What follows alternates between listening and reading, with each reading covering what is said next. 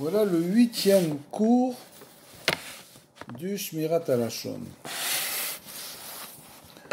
Le passé d'une personne est un autre domaine de prédilection du Lashon Hara, bien sûr, comme on le sait très bien. Il est défendu de parler du passé d'une personne si soi-même ou l'interlocuteur le considère comme méprisable, même si ne l'est pas dans l'absolu.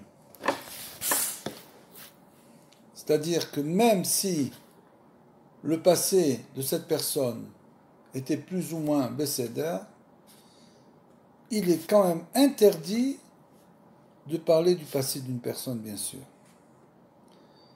Naturellement, toutes les lois de la Lashon Hara, pourquoi on est obligé de les étudier vraiment? Parce que c'est en contradiction totale avec toutes les informations qu'on reçoit dans l'internet, les nouvelles, etc., qui sont souvent utilisées, toutes ces choses sont utilisées bien sûr pour la publicité des gens qui s'en servent. Donc à travers ces lois-là, on étudie, on comprend combien on doit s'éloigner de toutes ces publicités, de toutes ces annonces, toutes ces nouvelles qui n'ont strictement aucun intérêt pour nous, strictement aucun intérêt.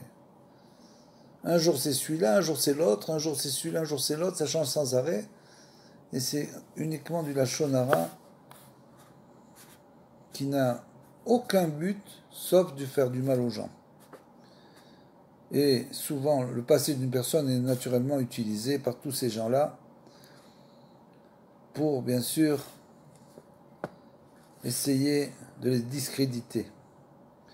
Bien que les sages enseignent que les tzadikim les plus parfaits ne peuvent pas se tenir en présence des balais teshuva, c'est-à-dire ceux qui ont commis des fautes et sont revenus dans la Torah, comme c'est écrit que les tzadikim ne peuvent pas être assis à côté des balais teshuva, et qu'il n'y ait donc rien de méprisable à être un balai teshuva, il est interdit de dire qu'un tel en est un si soi-même ou l'interlocuteur sont susceptibles de le mépriser pour cela.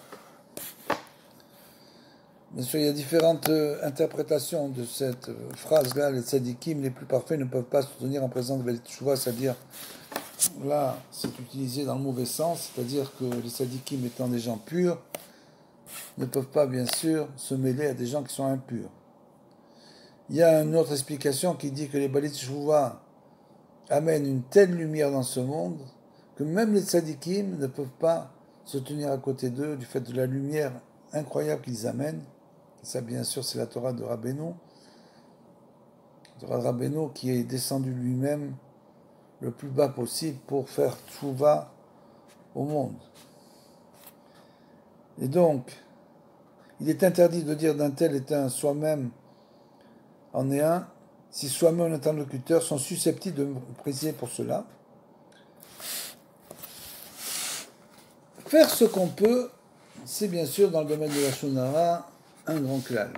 Voici le conseil sous forme de parabole que donne un érudit à celui qui s'aperçoit vers la fin de la Shmona Esrei, c'est-à-dire l'Amida, qu'il a manqué de concentration et désire réparer dans la mesure du possible. Quand un érudit donne un conseil à celui qui n'a pas réussi à se concentrer pendant la prière. Une fillette se trouve sur la place du marché pour vendre son panier de pommes. Tout à coup, un voleur s'approche d'elle et commence à lui ravir ses pommes. La malheureuse, raide de stupeur, le regarde faire sans bouger. « Pourquoi restes-tu ainsi sans rien faire ?» lui crie alors un témoin. « Qu'attends-tu? Qu'il ait volé toutes les pommes? Fais comme lui, attrape ce que je peux, tu garderas au moins ce que tu auras réussi à attraper. » Il en est de même pour la prière. Si on s'est laissé aller à rêver au début de la Shmona Esrei, comme c'est souvent le cas, comme le disent les grands sages, qu'on ne peut pas se concentrer plus de 2 minutes. On est arrivé à un tel point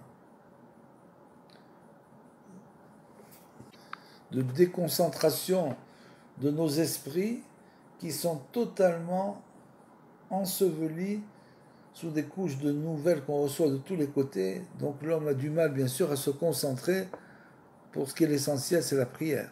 Tout ça, c'est bien sûr l'œuvre du Yetzer Hara. Et donc, si on s'est laissé arriver, comme c'est très souvent comme ça, au début de la Shmoneh Esrei, de la Mida, et qu'on se retrouve tout à coup vers la fin de la prière sans avoir attrapé la pomme, c'est-à-dire on ne se rappelle même pas si on a prié. Par exemple, si c'est Rosh Chodesh, on ne se rappelle même pas des fois si on a dit Yale Yavo de Rosh Chodesh.